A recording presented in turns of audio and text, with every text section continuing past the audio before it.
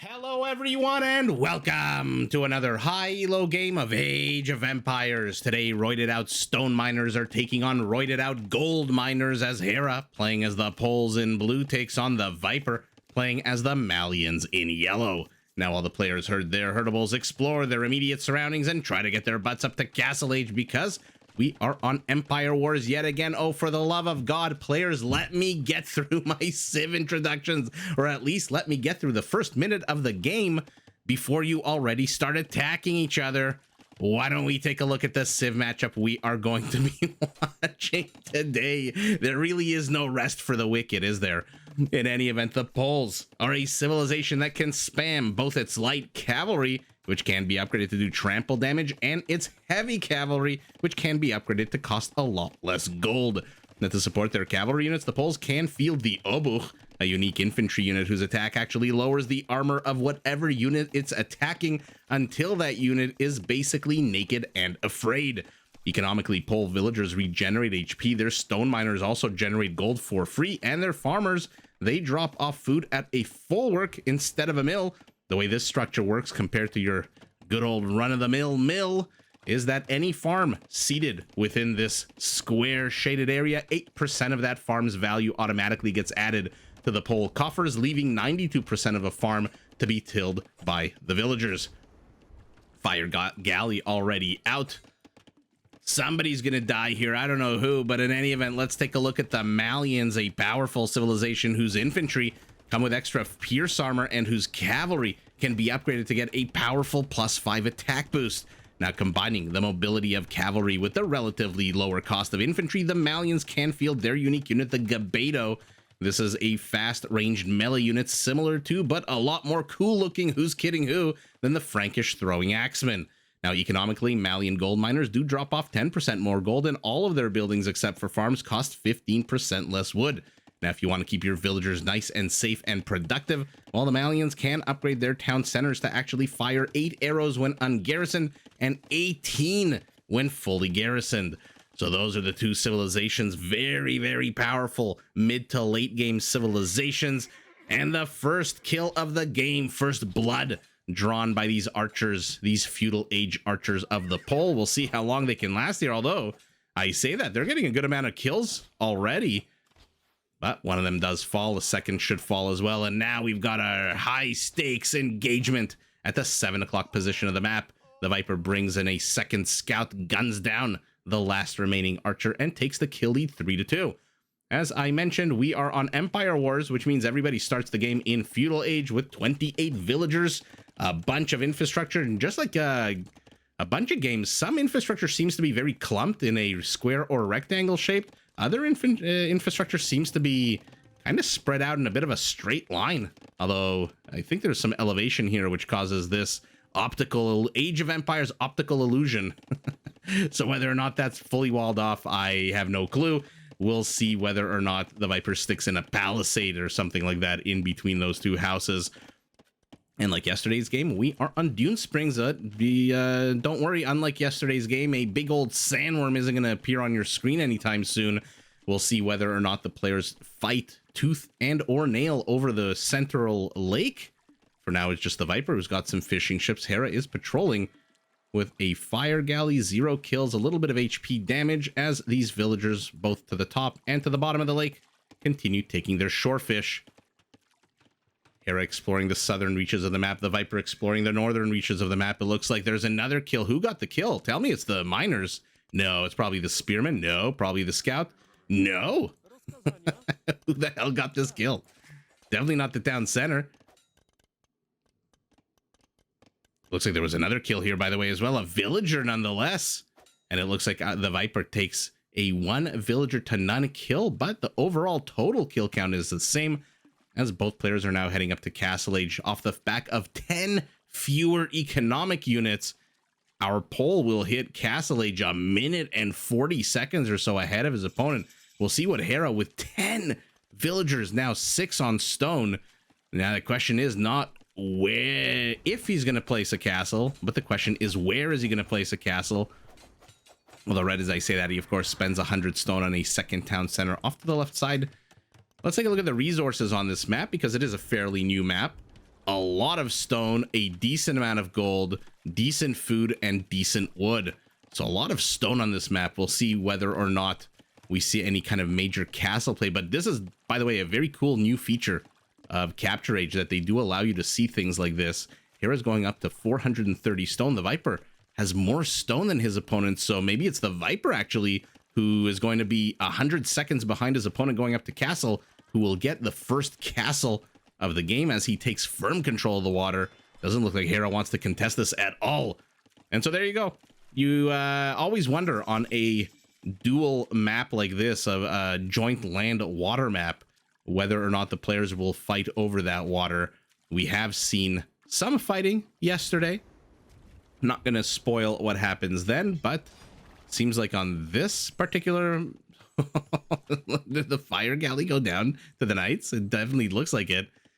Ooh, it looks like he wanted to place a tower. It looks like on this map, in this particular game, Hera with 3 town centers wants nothing to do with the water. The Viper's got 2 docks, a monastery to get rid of these knights, to shoo them away as a camel comes out to play.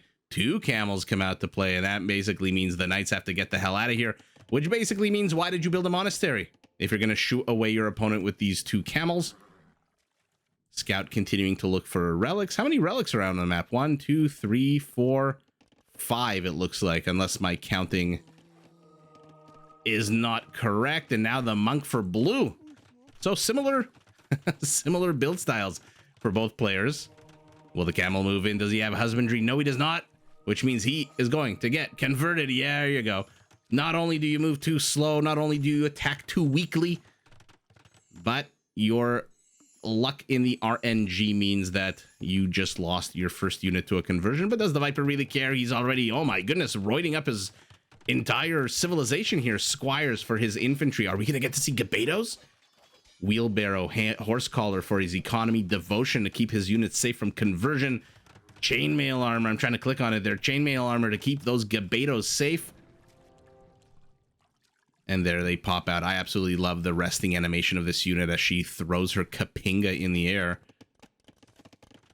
Hera trying to get something done to the rear of the base. Ooh, sneaky, sneaky, sneaky. Brings a villager, brings 4 light cavalry units. Is he going to try to distract? For now, they're just kind of posturing here. Okay, so Hera's massing his army on the border of Malian territory. Villager has a hammer in his hand. What's he going to build? Okay, a backward rear-ending stable here to the rear of the Malian base. The Malian still in firm control of the water. Now, this tower is not going to really help Hera very much to get rid of this navy, because there's no fish here in this arc. And so these yellow fishing ships should be safe and sound. Camels come out. Not too sure they should be too afraid of these spearmen. What's your attack bonus against camels? Plus 12. Okay, never mind. That's pretty good attack bonus against basic camel riders, who, especially with 1.45 movement speed, cannot run away. I'm surprised the light cav are doing so well here. You'd think it was the Poles who have Farimba, which is the name of the upgrade that adds plus 5 attack to Malian cavalry. Okay. So Hera obviously has these units on just defensive stand or non-aggression stand. Not too sure why. But there you go. 2 light cav bite the dust of this one Gabeto, who now has to run away to the safety of the town center. Villagers join in on the fight. Looks like a bit of action here to the right side as Gabetos take down Hera's vision. I also saw something happening here, or maybe I didn't. I see a university going up for our pole. And a backwards castle, by the way, should absolutely stop any kind of pole aggression, and especially take down this stable, which is very important, because once that stable goes down, Hera's basically just got a bunch of houses, and a suburb here at the bottom right of the map is not going to really help him out. Ooh, converts a knight. The Viper says, you took my camel. I will take your knight. My unit for your unit leaves the whole world blind. And now the Viper is beginning to collect relics. Hera already has one. A 3rd castle. You'd think the Malian was the pole here. Or the pole was the Malian. Castle's up, attacking the stable. Okay, so Hera, whatever he tried to do here, whatever the plan was, the Viper says, nuh-uh. Na boo boo, you are not going through my rear. You know, I try not to make these things sound dirty, but you know, you can't say penetrate my rear end without sounding a little dirty. Oh, I made a big stink about these fishing ships being safe from the tower. Of course. I could literally say 1 + 1 is 2, and Hera will find a way to make it equal 3. Gabetos join in. Do they have a building attack bonus? No, they don't. Okay, so similar, like I said, to the Frankish throwing axemen. One is a big old guy with a beard. The other is a Kapinga flailing, wielding woman who likes to throw that Kapinga into the air. And this map basically designed to create multi-pronged attacks, so many resources, 2 avenues of attack. Gabetos and a mangonel to the south, fishing peacefully in the center, and now a knight trying to bust in that converted camel with 1 kill, kind of just hanging out, keeping keeping the back of his friend safe. I'm really curious as to what the logic is for the Viper here to plop down 3 castles. He really does not want to get sideswiped or rear-ended by Hera here. Although walls would do just a good a job against the poles, to be honest. Folwark is now depopulated. So remember, any farm within this radius adds 8% immediately to your coffers. And for a civilization that has Schlachter privileges where your Nightline units, their gold cost can go down from 75 to 30. 75 gold to 30 gold.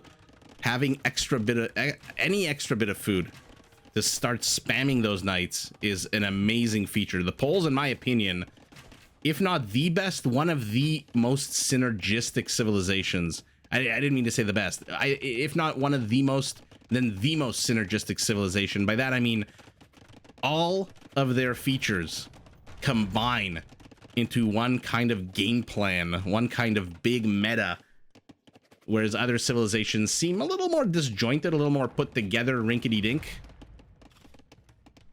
Let's see what's going on around the map as the Gabetos continue their assault to the north. We've got the castle clearing up the suburb here as the Viper continues to expand. So maybe he's not really expecting a rear end. Maybe he just wants to expand safely off to the side, as Hera, by the way, is doing down the bottom, top left, rather, side.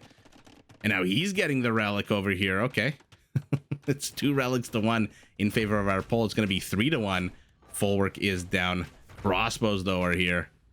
Not the first time we've seen the pole player go foot. Archer Hera is housed at 135. No big deal because he is 26 population ahead of his opponent.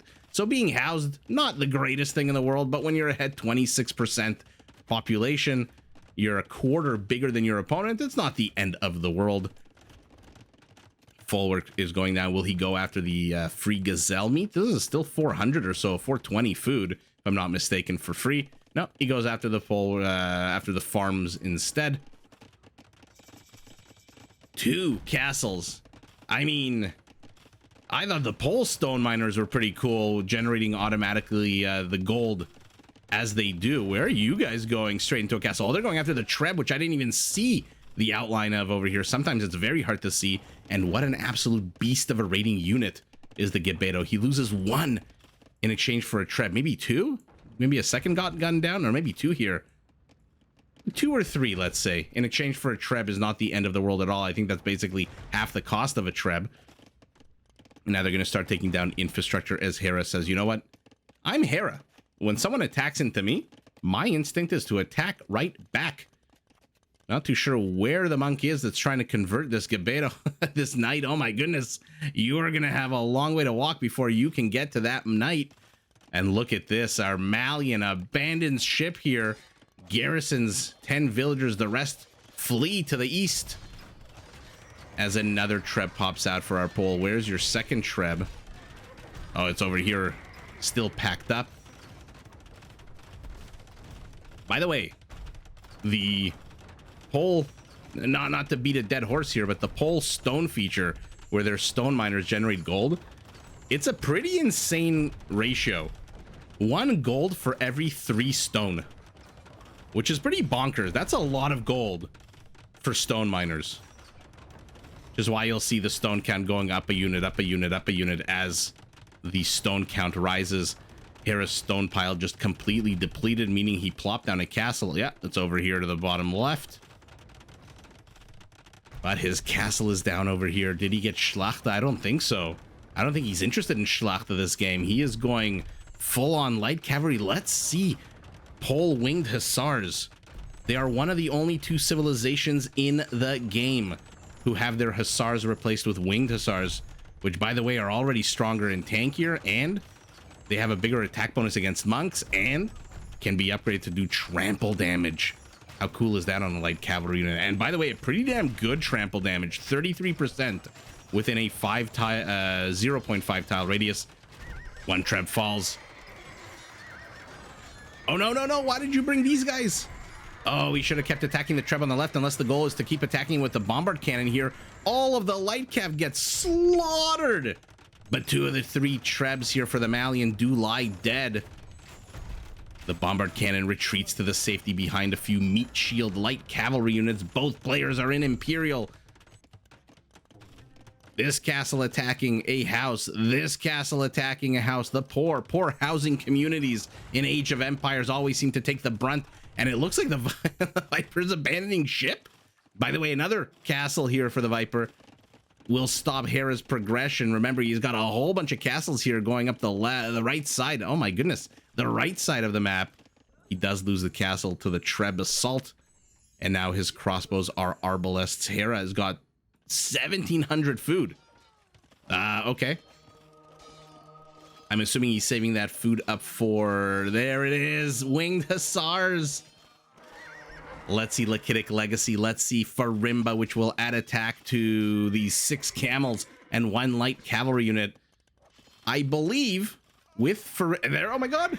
Oh my god. I willed them into existence. I said the words and the universe responded. We have Lakitic Legacy adding trample damage to those winged hussars. We've got Farimba. Why out of this castle? That's so risky. Out of this castle. And what a gorgeous unit it is. Look at him. Look at him go. I believe with Farimba, this light cavalry unit, because the Malians don't have blast furnace, the last melee attack upgrade. But with Farimba, which we'll see in a second. Did he cancel it? Or is this a converted unit? Oh, Hera loves doing this. He somehow has the amazing game sense to always manage to catch out villagers in the middle of nowhere. Where are these camels that I saw being trained? Yeah, they're at a +7. So why is the light cav not at a +7? Oh, he must be a converted light cav. Okay.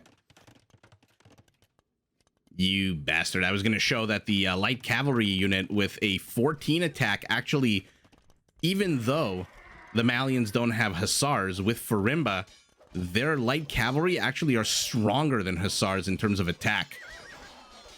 Camels are going to be here to greet these Lakitic Legacy winged hussars, whose area of attack, Blast Width now, as it's called in Capture Age, is 0.5 tiles. And uh-oh, this is exactly why our poll went light cav. They are quicker, and oh, well, look at this little train happening here. How beautiful is that? Oh, you know the Viper's going to wedge himself into here and be an absolute pain in the ass.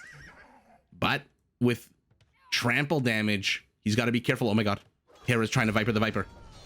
Hera's trying to Viper the Viper, but the Gebetos, they can snipe these structures, and oh, one little weak spot, one little weak chain, and the whole thing crumbles. Link in the chain is what I meant to say.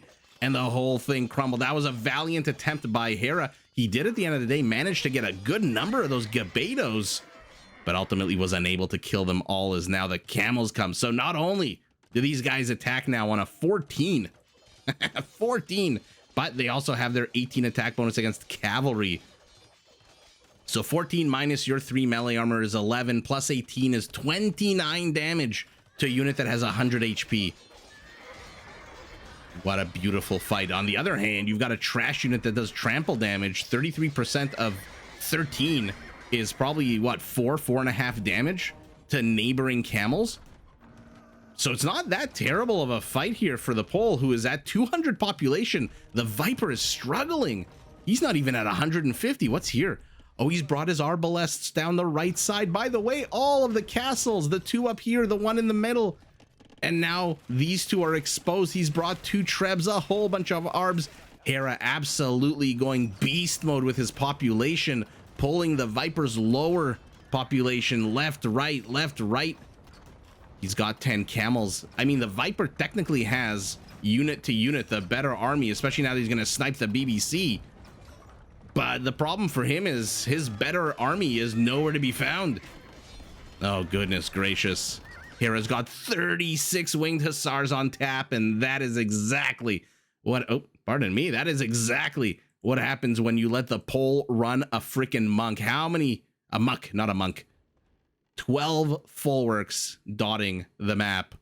That is a lot of extra food generated, and our populations are just not comparable at all. Even though, again, the better units here do go, I think, to the Malians, with the exception maybe of the Arbalest.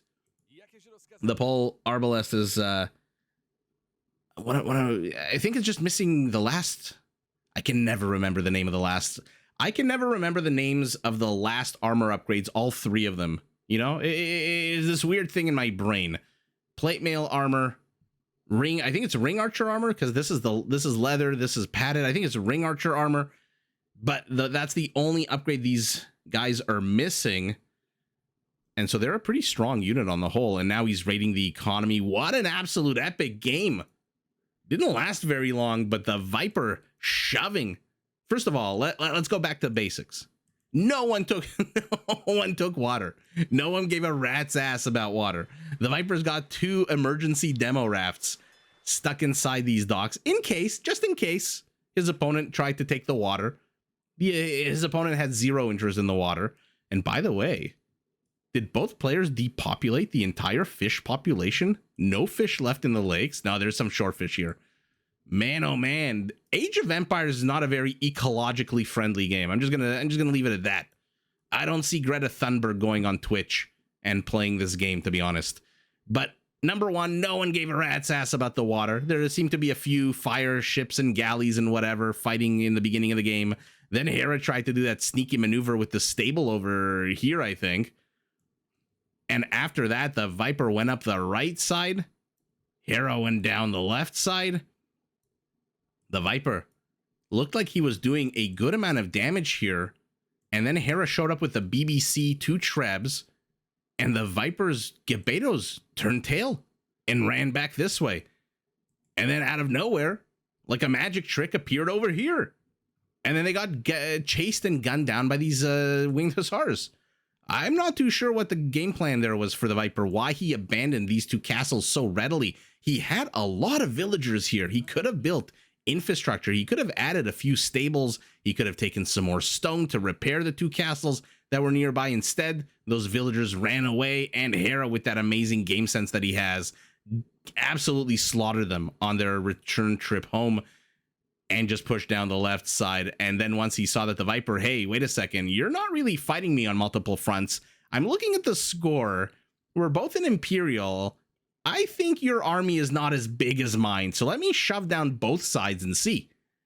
And 2 castles fell, 3rd castle fell, and now the ooey gooey center of the Viper's military industrial complex is about to fall. 2 castles, 3 stables. I mean, the Viper died a rich, rich man.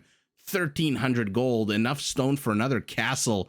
114 villagers is not bad, but ultimately, Hera was just too freaking fast with his bigger army, and he can trade out all the livelong day. Even though, again, I'm not 100% sure. Obviously, I feel like the camel still takes the battle, especially on a, don't get me wrong, 1 versus 1, the camel definitely takes this battle. But when you mass your trash unit with blast width of 0.5 tiles and they do 4 damage in that area, that radius, I'm not too sure that the camel survives as well as it should, technically. If they were normal hussars, if they were even Lithuanian winged hussars, which have no real benefit or feature like Lachitic Legacy, then the camels absolutely take this. But I'm not too sure, to be honest, who takes a big engagement between light cavalry units or camels. Now, one big asterisk to that is I don't know who wins that battle, but I know it's, in terms of resources, not the Malian, because it doesn't matter what you trade out for trash. Any gold for trash is a bad trade for you. and the Viper just cannot respond to the multi-pronged attack. Hera with that freaking pole economy just absolutely goes beast mode, pushes down the left side. Now he did manage to thin out the Gabeto numbers significantly. There were like 40 Gabetos that were running down here. I really do wonder why the Viper didn't take a bit of a better engagement here. Maybe he was afraid of the trample damage, which again is a game changer, because against any other unit, I think he probably would have parked his ass in this 2-tile area with all of those Gabetos and just sniped light cav after light cav after light cav. But when those light cav do trample damage and your units are clustered in here, that is bad news bears. Ultimately, though, it doesn't really matter why he did what he did. He did what he did, and with doing what he did, he got the result that he did. Let's take a look at the stats. 113 winged hussars, 48 Gabetos. Were they not even elite? Oh, they weren't even elite. Not that he's running short on gold to upgrade them. 23 camels, 35 arbalests. So Hera just has more stuff at the end of the day. Hera with peaky APME at the 25-minute mark, 31-minute mark towards the end of the game for the Viper, who not at Hera levels, but not too far off of Hera levels. Oh, what are we? How bad do we think the economy is going to be? Oh, my God. Okay, relic gold, not really, I don't think, playing a role. What is that, like 700 extra relic gold? But what is this? 17,000, almost 18,000 more resources. What's 17,000 into 46,000? Like 35%? That is a ridiculous economic advantage, especially when you have arguably, I mean, let me know. I'm caught up in the moment, so obviously my brain isn't going over all 45 civilizations. Is this not the best trash unit in the game? I mean, the Malay have a pretty badass trash unit with Forced Levy. Commanderan could be pretty good for the Persians, but in terms of mobility, villager sniping, maybe the Bulgarian with their lightning fast attack, but with trample damage and being a winged hussar, I think this is a pretty darn badass. If not the best trash unit, then definitely top 3. But let me know your thoughts. Like I said, being caught up in the moment, I always forget one thing here or there. I think the other day I said I would want a Hindustani camel to attack villagers. It would be my preference, completely forgetting that, you know, you have the Malian camel with Farimba. And so, well, you know, you get caught up in the moment. You forget certain things. You not forget, but you overlook certain things. Let's put it like that. Conversions not really playing a role. Raisings not that different at all. Let's take a look at the total kill count, see what happened there. Look at that kill count. It's almost identical. But because he went trash, Hera lost more military, the Viper killing more. But because he went trash, quick trash, there is a trail of dead civilians here. And so Hera killed 49 villagers compared to the 8 of his opponent. And ultimately, like I said earlier, the Viper just struggling to get his population up. He got Farimba, which is super cool. We got to see Lakitic Legacy, which is just as cool. But ultimately, Hera with the mass of humanity just takes the game, attacks to the right, attacks to the left, and with those quick moving fingers. Look, he didn't trap the Gabetos. That wasn't, it wasn't 100% clean, just because it's very hard to trap 20, 30, 40 Gabetos that can attack any gate that you put up in their way. But by forcing them to stop and attack the gate and forcing them to stop and attack this or that, he managed to whittle down the numbers quite significantly. There were a lot of Gabetos coming down over here and through this narrow forest pass, and there were a lot fewer that garrisoned inside this castle and made it. So Hera managing to absolutely rickety wreck the Gabeto count to the left, destroying building after building to the right, and it is Hera with the bigger more than double the size of the army, who takes the game, takes the W. But GG, and a super cool feature of both civilizations to both players. Did you enjoy this video? Check out these other clips and make sure to subscribe and enable notifications so that you're notified of my latest uploads.